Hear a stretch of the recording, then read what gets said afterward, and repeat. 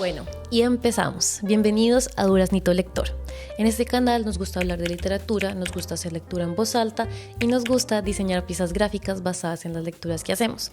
El día de hoy vamos a leer La gallina degollada de Horacio Quiroga, que hace parte del libro de cuentos de amor, locura y muerte, publicado en 1917. Bueno, y empezamos. La gallina degollada. Todo el día, sentados en el patio en un banco, estaban los 4 hijos idiotas del matrimonio Mazzini Ferraz. Tenían la lengua entre los labios, los ojos estúpidos y volvían la cabeza con la boca abierta. El patio era de tierra, cerrado al oeste por un cerco de ladrillos. El banco quedaba paralelo a él, a 5 metros, y allí se mantenían inmóviles, fijos los ojos en los ladrillos. Como el sol se ocultaba tras el cerco al declinar, los idiotas tenían fiesta. La luz enceguecedora llamaba su atención al principio. Poco a poco sus ojos se animaban. Se reían al fin estrepitosamente, congestionados por la misma hilaridad ansiosa, mirando el sol con alegría bestial, como si fuera comida. Otras veces, alineados en el banco, zumbaban horas enteras, imitando al tranvía eléctrico. Los ruidos fuertes sacudían a sí mismos su inercia, y corrían entonces, mordiéndose la lengua y mugiendo alrededor del patio, pero casi siempre estaban apagados en un sombrío letargo de idiotismo y pasaban todo el día sentados en su banco, con las piernas colgantes y quietas, empapados de glutinosa saliva al pantalón, empapando de glutinosa saliva el pantalón. El mayor tenía 12 años y el menor 8. En todo su aspecto sucio y desválido se notaba la falta absoluta de un poco de cuidado maternal. Esos 4 idiotas, sin embargo, habían sido un día el encanto de sus padres.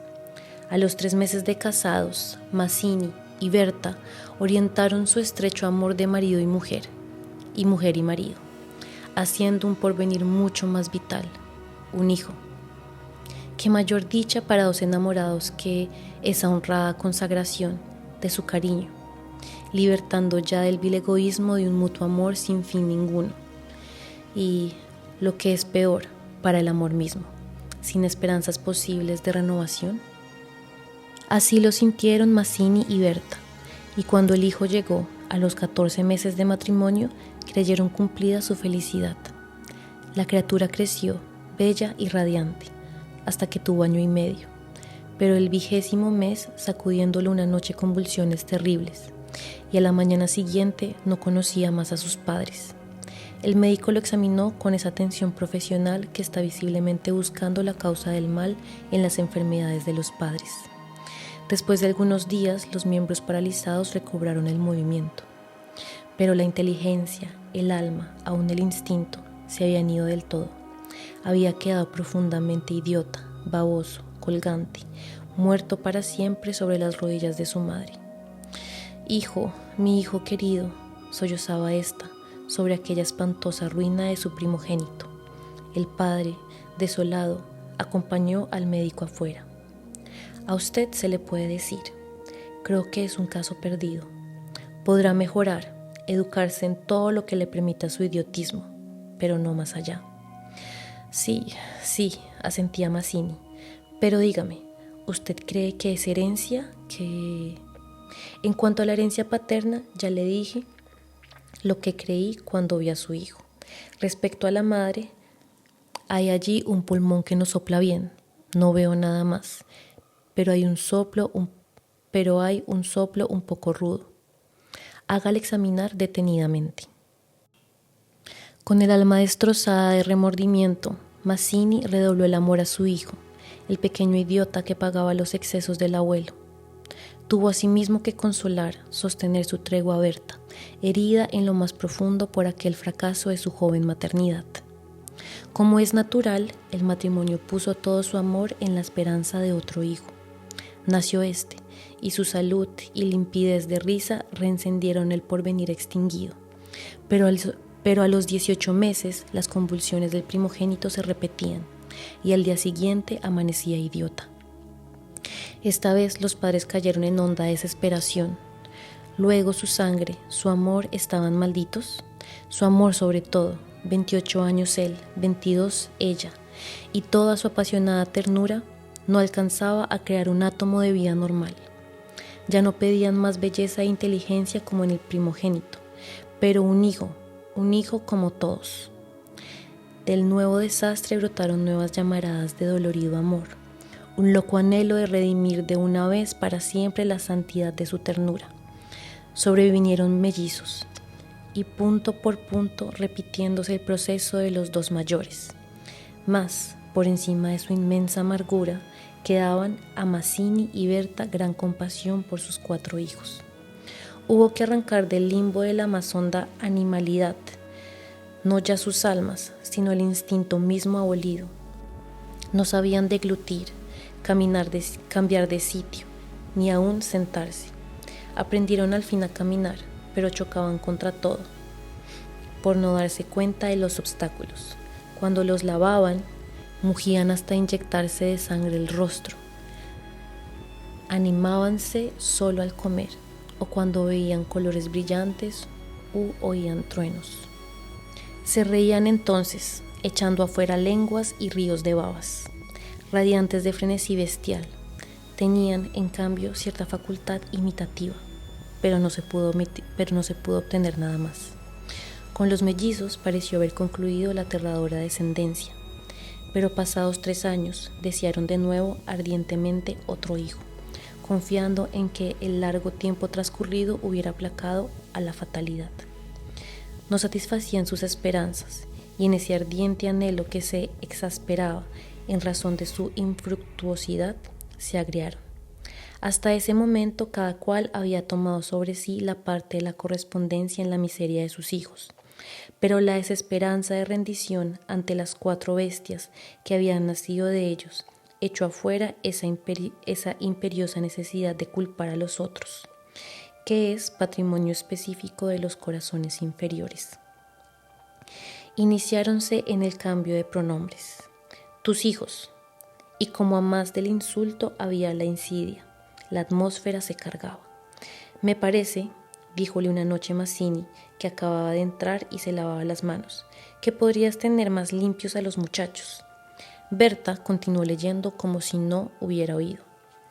Es la primera vez, repuso al rato, que te veo inquietarte por el estado de tus hijos. Mazzini volvió un poco la cara a ella con una sonrisa forzada. De nuestros hijos, me parece. Bueno, de nuestros hijos. ¿Te gusta así? Alzó ella los ojos. Esta vez Mazzini se expresó claramente. Creo que no vas a decir que yo tengo la culpa, ¿no? Ah, no, se sonrió Berta muy pálida. Pero yo tampoco, supongo, no faltaba más, murmuró. ¿Que no faltaba más? Que si alguien tiene la culpa, no soy yo, entiéndelo bien. Eso es lo que quería decirte. Su marido la miró un momento, con brutal deseo de insultarla. Dejemos, articuló secándose por fin las manos. Como quieras, pero si quieres decir, Berta, como quieras. Este fue el primer choque y les sucedieron otros, pero en las inevitables reconciliaciones sus almas se unían con doble arrebato y locura por otro hijo. Nació así una niña. Vivieron 2 años con la angustia flor del alma, esperando siempre otro desastre. Nada acaeció. Sin embargo, los padres pusieron en su hija toda su complacencia, que la pequeña llevaba a los más extremos límites del mimo y la mala crianza. Si aún en los últimos tiempos Berta cuidaba siempre a sus hijos, al nacer Bertita olvidóse casi del todo de los otros. Su solo recuerdo la horrorizaba, como algo atroz que le hubiera obligado a cometer. A Mazzini, bien que en menor grado, pasábale lo mismo.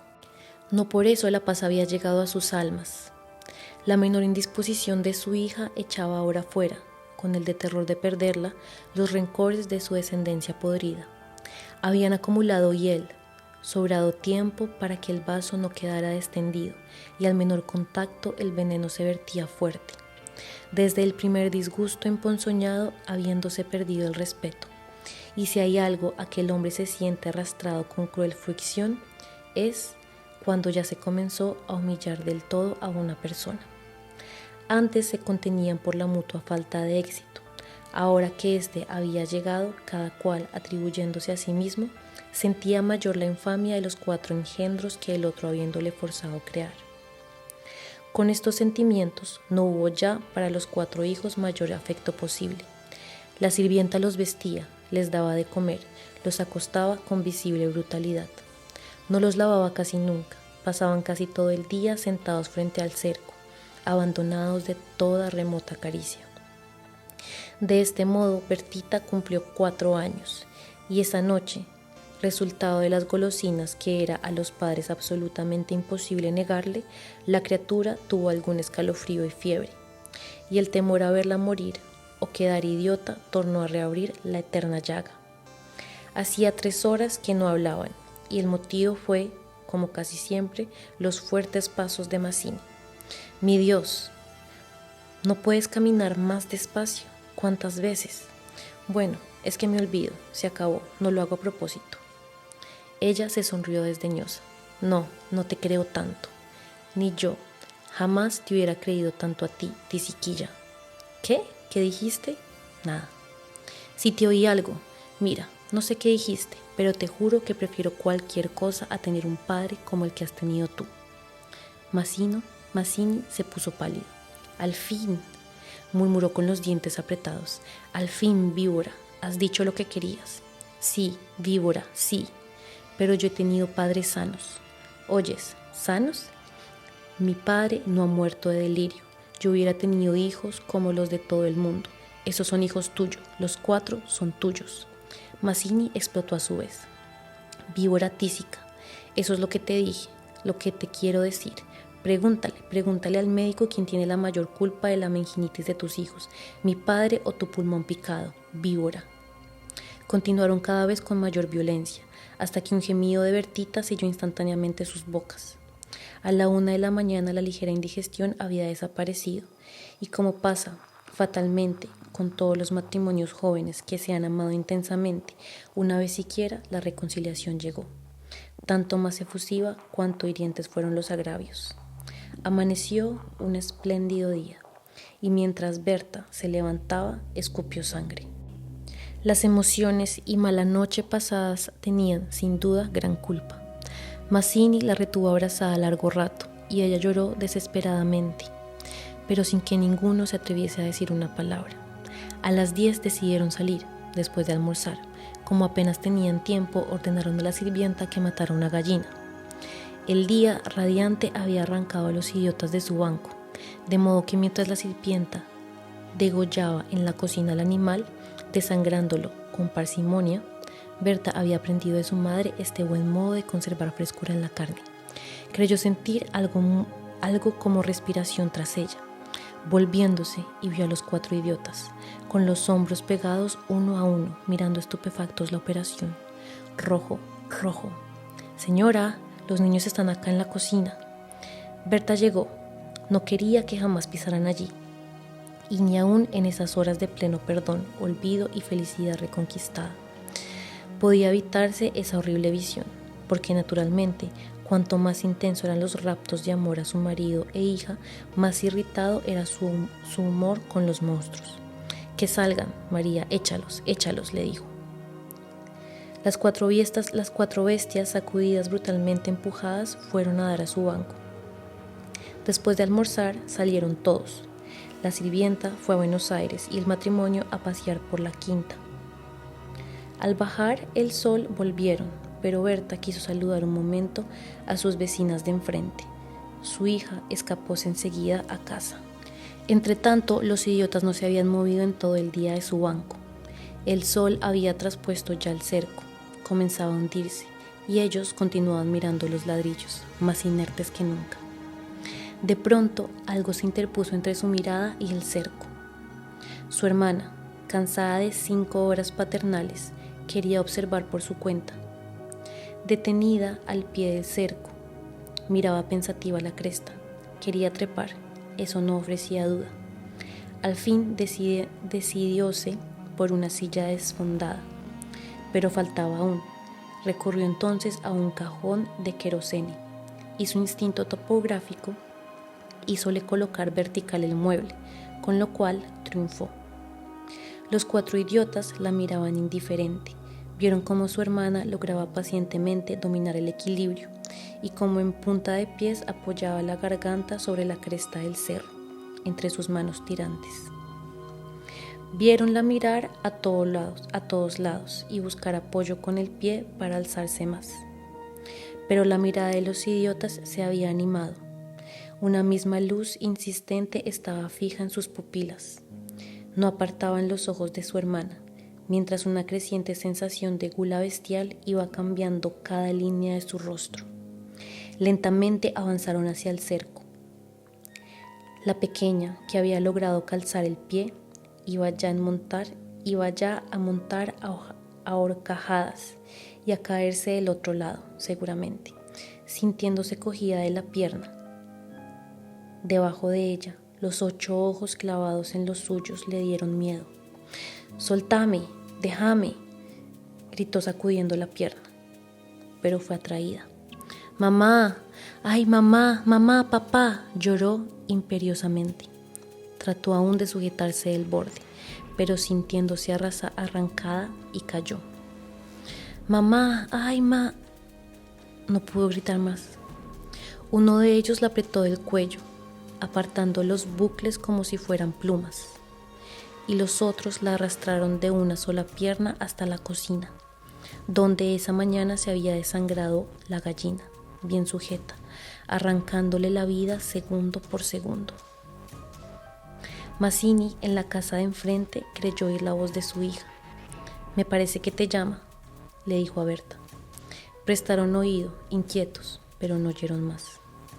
Con todo, un momento después se despidieron, y mientras Berta iba a dejar su sombrero, Mazzini avanzó en el patio. «¡Bertita!». Nadie respondió. «¡Bertita!». Alzó más la voz, ya alterada, y el silencio fue tan fúnebre para su corazón siempre aterrado, que la espalda se le heló de horrible presentimiento. «¡Mi hija! ¡Mi hija!». Corrió ya desesperado hacia el fondo, pero al pasar frente a la cocina vio en el piso un mar de sangre. Empujó violentamente la puerta entornada y lanzó un grito de horror. Berta, que ya se había lanzado corriendo a su vez al oír el angustiado llamado del padre, oyó el grito y respondió con otro. Pero al precipitarse en la cocina, Mazzini, lívido como la muerte, se interpuso conteniéndola. «No entres, no entres». Berta alcanzó a ver el piso inundado de sangre. Solo pudo echar sus brazos sobre la cabeza y hundirse a lo largo de él con un ronco suspiro. ¡Wow! Y así termina el cuento de La gallina degollada de Horacio Quiroga. Si te gustó este contenido, no olvides darle seguir y al botón de la campanita para escuchar más cuentos de terror.